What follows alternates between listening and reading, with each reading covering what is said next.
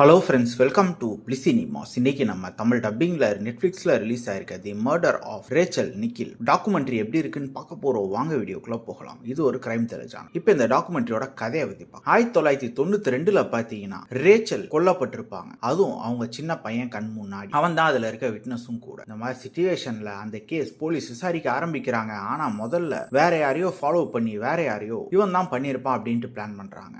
ஆனா ஒரு கட்டத்துக்கு மேல, அதாவது பல வருஷம் கழிச்சு உண்மையான குற்றவாளியை பிடிக்க முடியும். அப்படி அவங்க இன்வெஸ்டிகேஷன்ல பண்ண தப்புலாம் என்ன, கடைசியில எப்படி அந்த கொலைகாரனை பிடிச்சாங்க அப்படின்றது தான் இந்த டாக்குமெண்ட்ரியில மொத்தமா காமிச்சிருக்காங்க. இப்போ இந்த டாக்குமெண்ட்ரியோட பாசிட்டிவிட்டி பத்தி பார்க்கலாம். இவங்க இந்த உண்மை சம்பவத்தை சொல்லியிருக்க விதம்னு சொல்லலாம். ஒவ்வொருத்தரையும் பேச வச்சு அதை நீட்டா பிரசன்ட் பண்ணி அதுக்கு ரியல் ஃபுட்டேஜ் மாண்டேஜ் எல்லாம் ஆட் பண்ணி ரொம்ப நீட்டாவே பிரசன்ட் பண்ணியிருக்காங்க. அதே மாதிரி போலீஸ் விசாரணை எப்படி தோல்வி அடைஞ்சது, அவங்க எப்படி உண்மையான குற்றவாளியை விட்டுட்டு வேற குற்றவாளியை ஃபாலோ பண்ணாங்க அப்படின்ற மாதிரி பொசிஷனையும் காமிச்சிருக்காங்க. அதுக்குண்டான காரணங்களையும் சொல்லியிருக்காங்க. அதே மாதிரி அந்த பாதிக்கப்பட்ட குடும்பம் எவ்வளவு கஷ்டப்பட்டது அப்படின்றது ரொம்ப நீட்டாவே காமிச்சிருக்காங்க. குறிப்பா இந்த மாதிரி இன்வெஸ்டிகேஷன் டாக்குமெண்ட்ரி பாக்குறவங்களுக்கு இது ஒரு ஒர்த்தான டாக்குமெண்ட்ரியாவே இருக்கும். இந்த டாக்குமெண்ட்ரியோட நெகட்டிவ் பத்தி பாத்தீங்கன்னா, இவங்க ரொம்ப டீடைலா அந்த கேஸை பத்தி பேசியிருக்காங்க. அது ஒரு சிலருக்கு புரியாம இருக்கிறதுக்கும் வாய்ப்பு இருக்கு. அதே மாதிரி இது பயங்கரமா சஸ்பென்ஸ் அது இதுன்னு போகலாம் கிடையாது. ரொம்ப பிளாட்டா ரொம்ப டீசென்டான ஒரு ஸ்கிரீன் பிளே தான் பிரசன்ட் பண்ணியிருக்காங்க. மொத்தத்தில் என்கிட்ட கேட்டீங்கன்னா அது ஒரு ஒர்த்தான டாக்குமெண்ட்ரி தான். ட்ரை பண்ணி பாருங்க. இந்த டாக்குமெண்ட்ரிக்கு ரேட்டிங் எடுத்தீங்கன்னா 10க்கு 7 மார்க் கொடுக்கலாம். இன்னொரு வீடியோல சந்திக்கலாம்.